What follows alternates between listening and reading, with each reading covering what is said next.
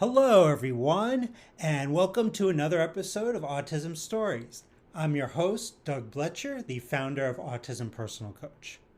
Autistic people are the true experts of the autistic experience, and Autism Stories is where we interview autistic people to learn from their stories, experiences, and get their insights. If you'd like to be notified about each week's episode of Autism Stories, we suggest you subscribe on your favorite podcast listening platform. We would also appreciate it if you could give us a positive rating and review, as it will help others to learn about autism stories. Last week, here on Autism Stories, I spoke with Danny, the punk rock autistic. And on today's episode, we will have part 2 of that conversation in which Danny discusses the intersection of philosophy and late diagnosis of autism, as well as we talk about authentic and direct communication for autistics. We hope you enjoy today's conversation. I'm full of spoons today, so if you wanted to cut it now, that's fine. But if you had anything else you were curious about, I'm open to keep going. I guess I had one other question then, because we were talking about philosophy and, like some of those basic questions of philosophy. Who am I? What am I doing here? What's my purpose? All those types of things. I'm curious if you've thought about this at all in terms of many of us that learn about our autism later in life. We also are interested in things like philosophy. And I'm just wondering, do you see a connection between those two? Yeah. I mean, philosophy and any sort of religion or spirituality or, ancient culture.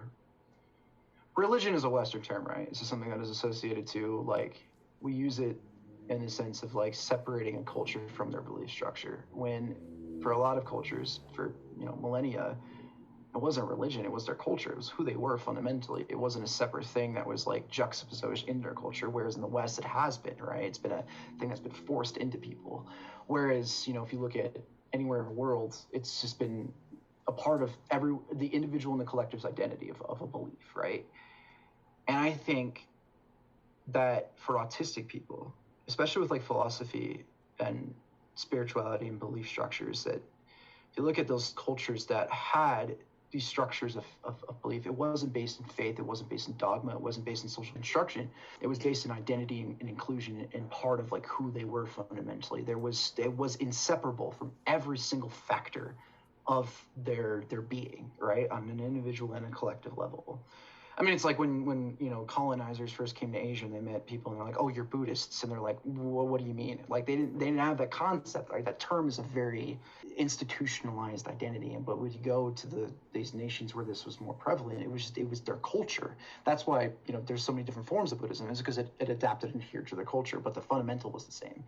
My point with that is that in our society, we are very manipulated and conditioned into certain structures of belief and dogma. And I'm not just talking about religion, I just mean, systemically, and, racism, capitalism, all these isms are forced into things like gender and, hierarchy and hegemony. They're social constructs, right? They're completely fabricated. And I think that autistic people have a very profound ability to see through the BS. I think that when things are not real and we kind of see like, oh, this is make-believe, this isn't like for a lot of autistic people, it's why so many of us are genderqueer, is because we see gender as like this socially constructed thing that just doesn't really actually have a basis in reality. So some of us may like firmly believe, like not believe, but experience like a particular thing, right? And then others may be like, I don't experience any of this. Like this doesn't seem fundamental in objectivity for us. And I think that expands to a philosophical level where the things that we've been led to believe about the world around us, and I don't mean like critical science, because I'm very, very, very pro science, but I mean like as far as like institutionally and systemically, is that the further you kind of follow that rabbit hole, the more things start to unravel.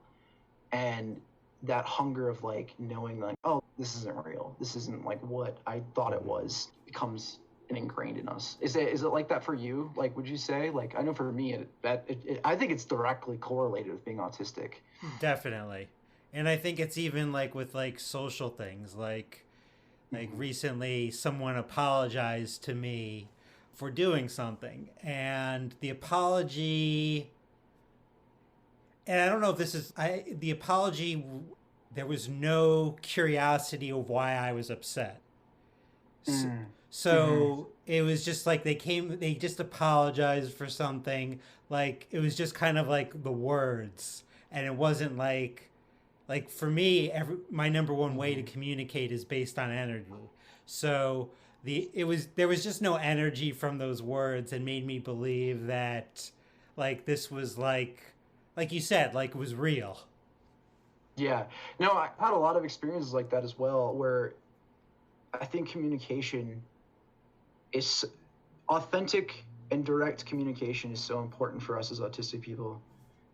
But it's more than just out of like accommodation and convenience and out of just like us being able to like fundamentally understand what that person is explaining. But also when someone apologizes to me, right? I don't really like it when people apologize. I feel that it is a kind of a knee-jerk reaction. Is like, is that apology coming from an acknowledgement of a problem caused that hurt that person's feelings, or is it a reaction to this like socially conditioned like get out of jail free card where an apology to me is action, not words. Like I want to see and experience that change of that acknowledgement, like how this person did something wrong. I want them to acknowledge accountability and then take that accountability and have that accountability and that acknowledgement of the pain that caused as being then a catalyst for change. And then I'd be like, okay, cool, you're forgiven. Yeah, Does that make sense? it makes a lot of sense. Mm-hmm. Yeah, I definitely can see that with apologies. Like, it's tough for me to ever really believe that they're real, like you said. Yeah. I think that also, for me, also comes from traumatic experiences of being, when I was younger, of being hurt. And then I think we have an issue, and this might, I don't think it's just neurotypical people who do this, but I think that there's definitely a lot, majority of it being more of a neurotypical prone sort of thing, is this, if something occurs that upsets somebody and you provide criticism for that upset and explanation like, from me being in years of therapy is something I've learned of, like, I statements like, hey, when I feel this way when you do this, and is a very direct, very communicative way and healthy way of explaining, like, I'm upset because of this is what I want, these are my needs, can we please acknowledge that without anger and explicitity, and just being like direct and compassionate for each other in that moment. But if you provide that to somebody and then they in turn say a deflection and say, well, you did this is why I did this, or like provide a justification, isn't acknowledging that you hurt the other person. It's being like, I don't want to listen, and I'm pointing it back at you. And I feel that might be a categorical difference between autistic people and non-autistic people. That really bothers me. It's something that I notice all the time. And it's weird. It kind of go, all this stuff is interconnected, but it does kind of connect on a philosophical level that, like, Definitely. Words are meaningless without action, right? Like they don't mean anything. And philosophy is meaningless without experience. We can talk about how much like our perspective of self is socially conditioned, and that the I doesn't exist, and that it's all a fundamental reaction and mirror of the world around us. But like that doesn't mean anything unless you actually like have that critical firsthand personal experience. Yeah, it's weird. Words are often meaningless, and it's interesting how we, so like you were talking about supporting non-speakers before, which is interesting because we're so focused on this one form of communication with, Yeah. like mouth words and spoken language, but so often I feel like that's so much there's so much lacking in that communication to truly express what is happening in a situation? So I won't name any names, but out of protection for the person and whatnot, but Mm-hmm. a while back, I had a client who I worked with one-on-one in their home for about a year. And this individual was around, I want to say 17, 18 years old, like young adult, older teenager, definitely adolescent. They used AAC to communicate. And it had been recently provided to them within the past couple of months because their child was non-speaking, and the education and the assistance they got from professionals or whatever led them to believe that their kid, because he was non-speaking, wasn't able to comprehend or understand the world around them. And at 18, they gave AAC a shot, and they found out that no, he knew everything that was going on, everything. He just didn't have a way of communicating with the outside world, and it was this barrier that was put in his place. And when I worked with him, I was helping him actually write an autobiography because of all of the experiences that he had. I don't know if he ever finished the book. I only worked with him for about 6 months, but he incredibly intelligent and remembered everything that people had said around him that they thought he couldn't understand what he was saying. They thought that he had a profound intellectual disability. No, the kid was like a genius. He was brilliant, absolutely brilliant. He was really into math, and no one knew, and he was able to figure out quadratic formulas at a very young age without any sort of education on that. He was a brilliant guy, and it kind of changed my perspective on the use of language of being incredibly shallow. And while I'm not non-speaking, I do have moments where I, through high stress, where I go nonverbal. And to have that permanently, and then to have, it's not an inspiration kind of thing. I'm not saying that. It's more of pointing out a fundamental error of discrediting individuals as having, not the ability to self-autonomy, right? And that he's a perfect example of that. But then to have that as an experience of, he told me that he wishes that no one was able to use words because they're so incredibly shallow, because once that ability has never been developed of that being part of his disability, and he's had to compensate in other ways, and the ability of being to see through the shallowness of using words. He was able to see a lot of it is very much full of BS, that people around him will say things and act in a completely different way. And it really made me think. It changed my perspective on how do we communicate. And I think that for autistic people, the most important thing, and one of the things I'm always clamoring for when I'm talking to other people, is please just say what you mean. There's no need for subtext. I'm not using any, so why don't you use any with me? Just say what you mean. And non-autistic people, I think, find that a lot more difficult. They have to add layers of that, whether it's through protection or anxiety or just social constructs. I don't know. I don't get it. Yeah, I don't know. Go ahead. Yeah, I don't know if non-autistic people can stop themselves. I don't know. But yes, definitely cultural differences, certainly, right? In terms of communication. Yeah. I think we talked about that last time I met with you. We talked about autistic culture, right? Yeah, definitely. So yeah, definitely a big part of it.